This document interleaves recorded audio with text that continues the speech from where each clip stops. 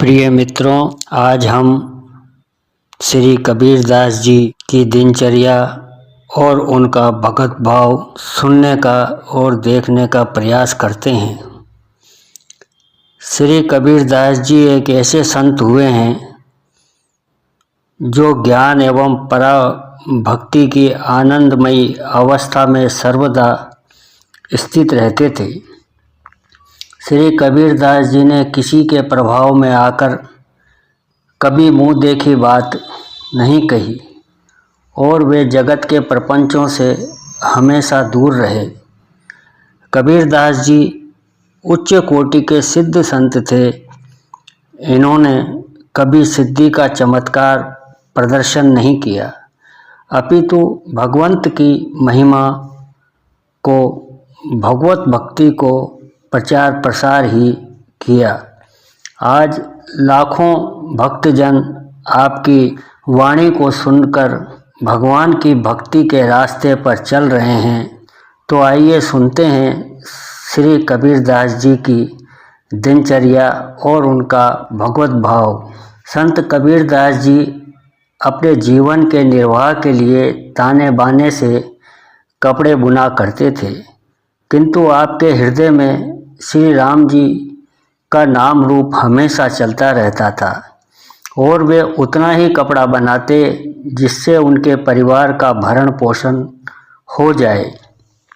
एक बार की घटना है कि आप बाजार में कपड़ा बेचने के लिए खड़े थे कि एक साधु वहां आकर आपसे कहने लगा कि मुझे आप कपड़ा दे दीजिए, मेरे पास पहनने के लिए नहीं है।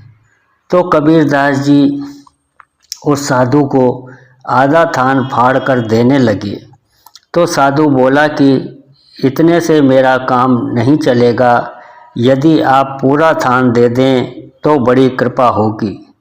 इस पर कबीरदास जी ने उन्हें पूरा थान दे दिया। संत श्री कबीरदास जी के घर में उनकी पत्नी लोई, माता जी नीमा, पुत्र कमाल एवं पुत्री कमाली ये सभी रास्ता देख रहे थे कि कब श्री कबीरदास जी आएँ और भोजन बने, क्योंकि भोजन के लिए सामग्री का अभाव था। कपड़ा बेचकर ही घर का निर्वाह होता था, दूसरे दिन के लिए बचता ही नहीं था। इधर श्री कबीरदास जी ने विचार किया कि घर में सभी भूखे होंगे, मेरा रास्ता देख रहे होंगे, मैं खाली हाथ जाकर क्या करूँगा। इसी कारण से वह बाजार में इधर उधर छिप गए। पूरा थान तो आपने दान में ही दे दिया था। भगवान घट घट के जानने वाले हैं। श्री कबीरदास जी के सच्चे भक्ति भाव से वे अवगत हो गए और घर के लोगों को दुखी देखकर वे व्यापारी केशव बंजारी के रूप को धारण करके बैलगाड़ी में बहुत सारा आवश्यक सामान लेकर आ गए और सब सामान उन्होंने कबीरदास जी के घर में रखवा दिया और कहा कि यह सब सामान आपके लिए है, इसका आराम से उपयोग करें। 3 दिन बाद भी जब कबीरदास जी घर नहीं आए तो कुछ लोग उन्हें ढूंढने निकले और ढूंढकर घर ले आए। घर आकर जब कबीरदास जी ने सुना कि एक व्यापारी बहुत सा सामान घर में पहुंचा गया है, तो उन्होंने जान लिया कि मुझे कष्ट में देखकर भगवान स्वयं सामान लेकर आ गए, मेरी वजह से उन्हें बहुत कष्ट हुआ। ऐसा सोचकर श्री राम जी ने मुझ पर अत्यंत कृपा की। आप परमानंद में मगन हो गए और उसी समय भक्तों की भीड़ को बुलाकर सारा सामान बांट दिया। ताना बाना, कपड़ा बुनना सब आपने छोड़ दिया। हृदय में परमानंद की बाढ़ आ गई। यह देखकर सुनकर ब्राह्मणों का धैर्य छूट गया और वो क्रोधित होकर श्री कबीरदास जी के पास आए और बोले, क्यों रे जुलाए, तूने इतना धन पाया और हमको क्यों नहीं बुलाया और सभी में बांट दिया। ब्राह्मण कहने लगे कि हमें भी धन दो, नहीं तो ठीक नहीं होगा। श्री कबीरदास जी बोले, मेरे घर में अब कुछ नहीं है। विश्वास न हो तो आप अंदर जाकर देख लें, और यदि आप नहीं मानते तो यहीं बैठें, मैं बाजार जाता हूँ, जो कुछ मिलेगा वो आपको लाकर देता हूँ। यह कहकर श्री कबीरदास जी बड़ी कठिनाई से पीछा छुड़ाकर बाजार में आकर छिप गए। भगवान से अपने भक्त की परेशानी देखी नहीं गई और वे श्री कबीरदास जी का रूप धारण करके आए और सभी ब्राह्मणों को आदर सहित धन दिया। इस प्रकार भगवान ने अपने भक्त की लाज रखी। यही होता है, अगर हम भगवान की एक निष्ठा भाव से भजन करते हैं, सुमिरन करते हैं या भगवान के नाम का हृदय से जाप निरंतर करते हैं, तो भगवान भी हमारी याद करते हैं। हमने सुना भी है, भक्त के वश में है भगवान। तो ब्राह्मणों को संतुष्ट करके भगवान ने ब्राह्मण का रूप बना लिया और श्री कबीरदास जी के पास जा पहुँचे, जहाँ श्री कबीरदास जी छिपकर बैठे थे। भगवान ने कबीरदास जी से कहा, तुम यहाँ पड़े हो और भूख से व्याकुल हो रहे हो, श्री कबीरदास जी के घर चले जाओ। वे जो कोई भी घर आते हैं उन्हें 2.5 सेर अन्न देते हैं, जाकर तुम भी ले लो, अब देर मत करो और जल्दी से जाओ। तब कबीरदास जी शीघ्रता से घर आए और सब देखकर प्रेमानंद में पूर्ण मग्न हो गए। भगवान के द्वारा किए गए नए नए चमत्कारों से तथा वैभव की वृद्धि से अकिंचन भक्त श्री कबीरदास का धैर्य कैसे रहे। बढ़ती हुई प्रतिष्ठा को घटाने के लिए श्री कबीरदास जी ने नए नए कौतुकों की रचना आरंभ कर दी। एक दिन आप एक वेश्या को अपने साथ घर ले आए। उस समय ऐसा लगता था कि वे भजन भाव छोड़कर माया के रंग में रंगे हुए हैं, परंतु सच तो ये था, उन्हें लोग कुमार्गी समझकर उनके पास न आए और भगवत भजन में बाधा न पड़े। श्री कबीरदास जी को एक वेश्या के साथ देखकर संत जन डर गए और सोचने लगे कि यदि कबीरदास जी की भी माया में से मोहित हो सकते हैं, तो हम जैसे साधारण लोग माया से कैसे बचेंगे। और जो दुष्ट प्रवृत्ति के लोग थे उन्हें बहुत सुख मिला।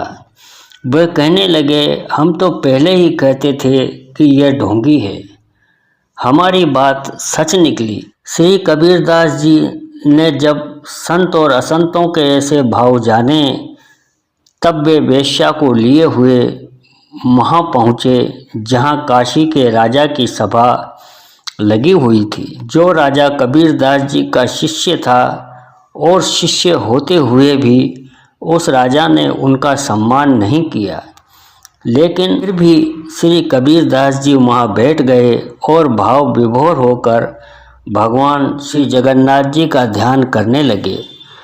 थोड़ी देर बाद श्री कबीरदास जी ने उठकर वहीं अपने पात्र का जल गिरा दिया। यह देखकर राजा को चिंता हुई और राजा ने कबीरदास जी से पूछा कि आपने ये जल क्यों गिराया। इस पर श्री कबीरदास जी ने कहा कि श्री जगन्नाथपुरी में श्री जगन्नाथ जी का रसोइया भोग का थाल मंदिर में लिए जा रहा था, उसका पैर जलने वाला था, इसलिए इस पानी से आग को बुझाकर मैंने उसकी रक्षा की है। यह सुनकर राजा को एवं सभी को बहुत आश्चर्य हुआ। राजा ने इस बात का सच जानने के लिए अपने आदमियों को भेजा तो उन्होंने लौटकर इस बात की पुष्टि की कि श्री कबीरदास जी की बात सत्य है, बिल्कुल सत्य है। अब तो राजा के मन में अपराध का भाव आ गया और राजा ने अपनी रानी से सारी घटना कही। श्री कबीरदास जी की बात सत्य निकली। वे राज्यसभा में पधारे, लेकिन मैंने उनका अपमान किया था। इससे मेरा मन बहुत दुखी हो गया है। राजा ने रानी से कहा, कृपया बताएं, इस अपराध से बचने के लिए मैं क्या करूं या कौन सा उपाय करूं? रानी ने कहा, अब तो उनकी शरण में जाने से ही काम बनेगा। इस पर राजा एक घास का बड़ा भारी बोरा सिर पर रख लिया और गले में कुल्हाड़ी बांध ली और श्री कबीरदास जी के पास चल दिया। इस प्रकार भाव से भीगा हुआ राजा रानी को साथ लेकर श्री कबीरदास जी की शरण में चला गया। राजा रानी ने लोक लज्जा का सर्वथा परित्याग कर दिया था। दोनों भरे बाजार में होकर निकले। हमसे बड़ा अनुचित कार्य हुआ है, ऐसा सोचते सोचते उनके शरीर क्षण प्रति क्षण क्षीण हो रहे थे। श्री कबीरदास जी ने राजा रानी को आते हुए दूर से देखा तो अत्यंत व्याकुल हो गए। श्री कबीरदास जी स्वयं उठकर राजा रानी के पास गए और राजा का घास का बोझ उतरा दिया, गले से कुल्हाड़ी खुलवा दी। राजा रानी श्री कबीरदास जी के पैरों में गिर पड़े तो श्री कबीरदास जी ने राजा रानी के दीन भाव को देखकर संतुष्ट हो गए और राजा रानी से बोले, मैं आपसे रुष्ट नहीं हूँ। ऐसा कहते हुए उन्हें उपदेश देकर विदा किया।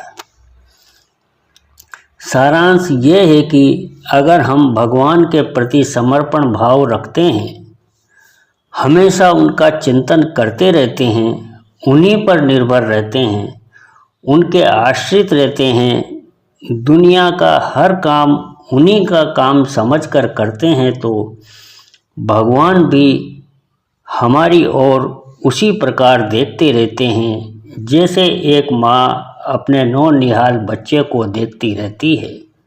बंधुवर, यदि आपने अभी तक हमारे YouTube चैनल भक्त भगवंत भक्ति को सब्सक्राइब नहीं किया है तो कृपया आज ही सब्सक्राइब कीजिए।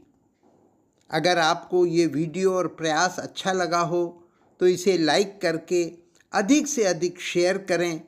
एक विनम्र निवेदन है कि आध्यात्मिक लाभ हेतु वीडियो को पूरा सुना करें तथा कमेंट बॉक्स में अपने सुझाव के साथ हमें बताएं कि आपको ये वीडियो कैसा लगा। धन्यवाद।